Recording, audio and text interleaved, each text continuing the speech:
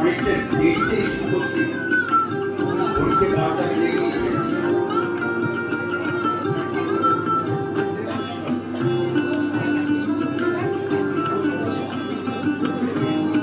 পারস্পরিক আলাপচারিতা একটু সময় পেলে বন্ধ রাখতে হবে।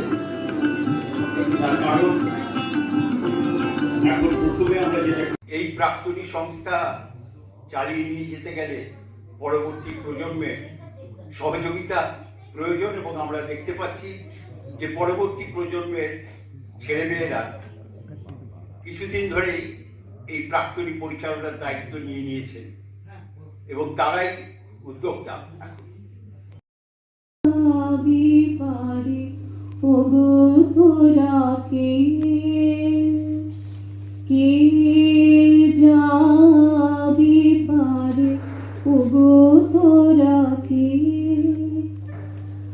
আমি তোরে নিয়ে বসে আছি নদীর কিনারে, আমি তোরে নিয়ে বসে আছি নদীর কিনারে, কে যাবি পারে ওগো তোরা কে, ও পারেতে উপবনে কত খেলা কত জনে, এ পারেতে ধুধু মোর, এ পারেতে ধুধু মোর, বাড়ি বিনারে কে যাবি পারে ওগো তোরা কে, বেলা বেলা আছে আগে কে যাবি, এই বেলা বেলা আছে আগে কে যাবি, নিচে কেন কাটি কাল কত কোথা গেছো চলে, বেলা গেল হলো না আর দেখা, ও গো আমার চির অচেনা পরদেশে। হপ্তা হপ্তা শালপাত চাইতে চাইতে চাইতে চিন্নি ঘাটা খাইছি, ও তো শনি ঠাকুর, বাপের বড় ভয় ছিল শনি ঠাকুরকে, বলতো পাহাড়ের ঠাকুরের পেশাদ বটে, খবরদার ঘরকে তুল দিতলাই, দুয়ারে বসে খা বাতাসা লাই, বামুন ঠাকুর লাই, খালি তেরপল টাঙায় গড় গড় করি বক্তিমে কইছে লট্টু বিহারি মাস্টার।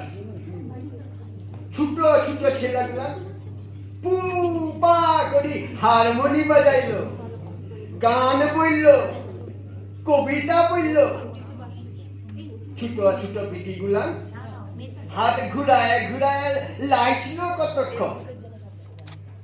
ই আবার কোন লাচা কুদা ঠাকুর গো, মেসর দেশালাম হমেসর, এটা তোমরা কেমন কলম বানাইছো হে? মাস্টার বলল, রবীন্দ্র জয়ন্তী, আজ রবি ঠাকুরের জন্মদিন বটে, বড় মস্ত লোক হে নুনুর বাপ, দুনিয়া গোটাই তাকে জানে, কাইটা মোটা মোটা বই লিখেছে, তুই কবিতা বলবি, বলতে বলতে ঠকাই যাবি, উনার কবিতা শেষ হবে ক্লাই, গান থিয়েটার নভেল সব সব লিখেছেন এই ঠাকুর।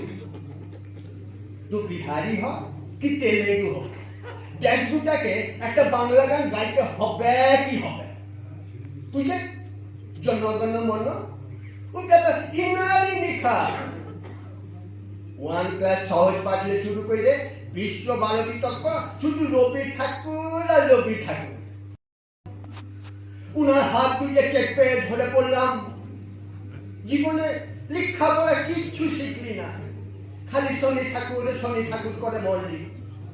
আরে এত বড় ঠাকুরটাকে জানতেই পারলুম নাই। তুমি আমাদের নুনুর স্কুলে ভর্তি করায় লও গো মাস্টার। রবি ঠাকুরের সহজ পাঠে জীবনটাকে ফির লত্তুন করে শুরু করায় দাও, লত্তুন করে।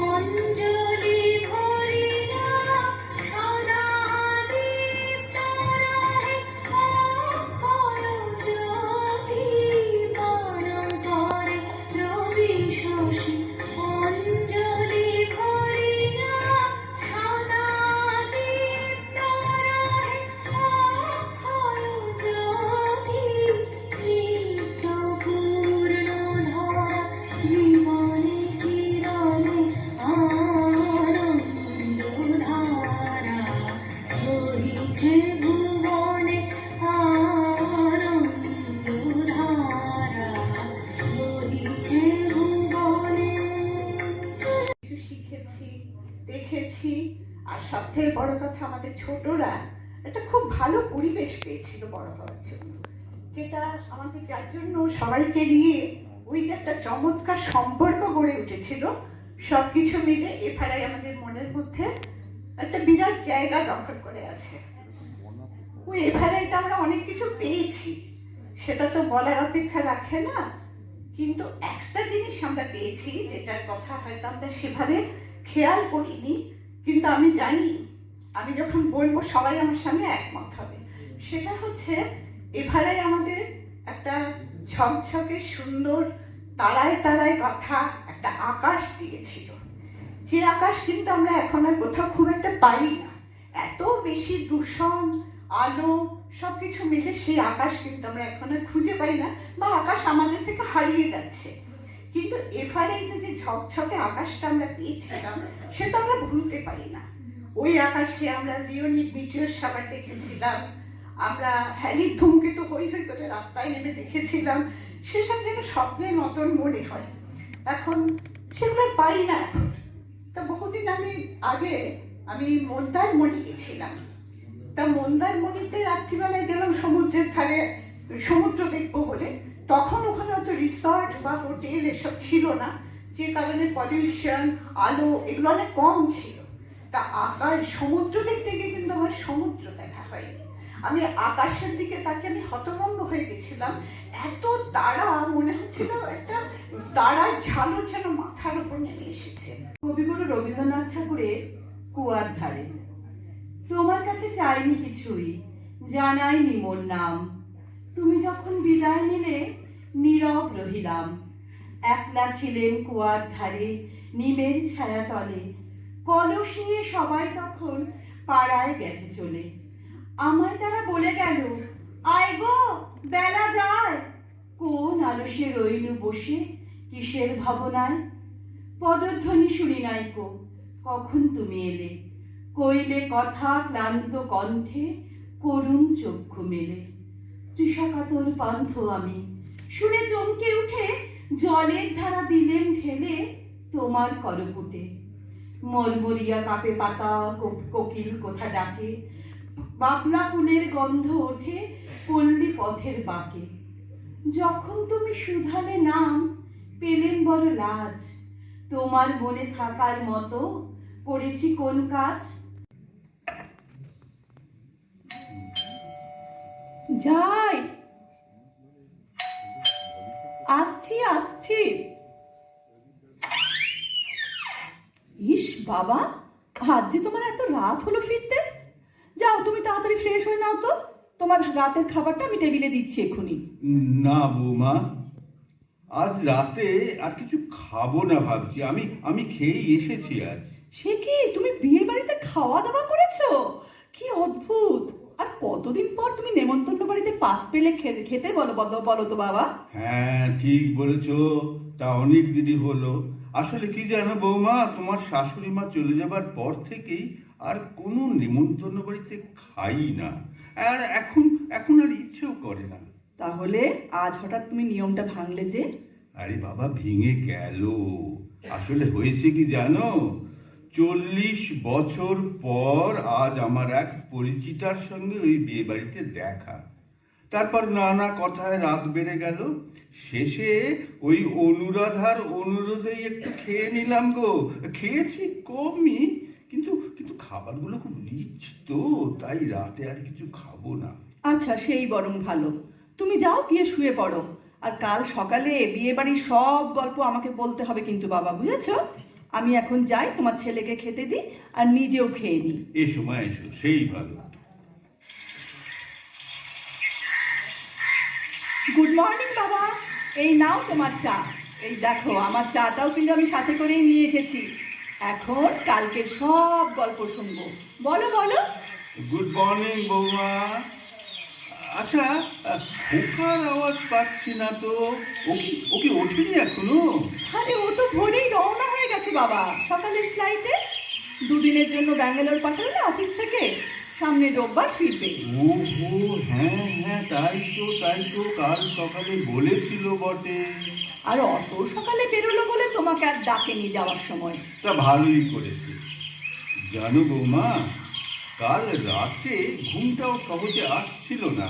আসলে একটু বেশি কথাবার্তা হয়েছিল তো কাল। বলো বলো, তোমার বিয়ে বাড়ির সব গল্প বলো। আর ওই পরিচিতার গল্প, সেটাও শুনবো কিন্তু। সেটা তুই পুরো বুড়ির গল্প গো, ভালো লাগবে শুনতে। আরে 40 বছর পর দেখা হয়েছে, তার মানে 40 বছর আগেও তোমাদের দেখা হতো। তখন তো তোমরা বুড়ো বুড়ি ছিলে না। আরে, আমি তো সেই তখনকার গল্পটাই শুনতে চাইছি। হ্যাঁ, ভাবছো খুব বড় কোনো রহস্য আছে তাই না, রোমান্সের গন্ধ ভরা। একদম একদম। আরে আজ এই চুকে বুকে যাওয়া জীবনে হঠাৎ দেখা হওয়া গল্পটাই শোনো আজ। আচ্ছা আচ্ছা, সেই বরং ভালো। তুমি তাহলে কালকের বিয়ে বাড়ির গল্প দিয়েই শুরু করো।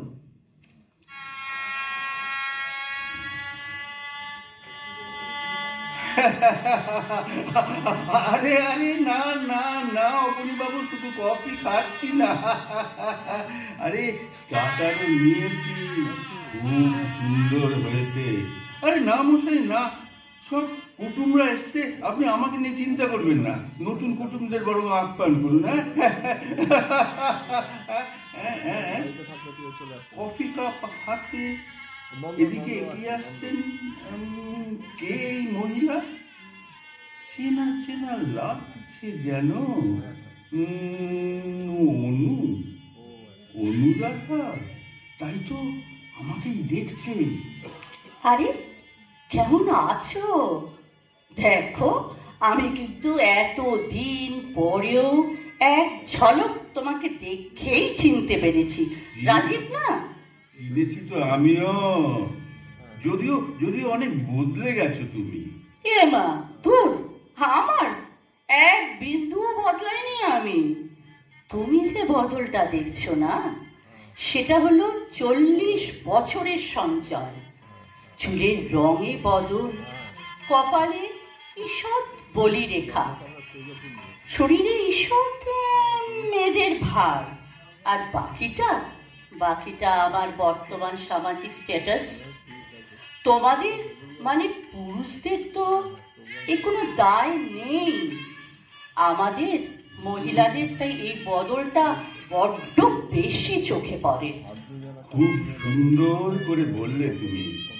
ঠিকই, আমাদের মানে পুরুষদের বৈবাহিকতার কোনো সংকেত বইতে হয় না বলেই ওই সাথী হারানোর বিষয়টা নজরে আসে না।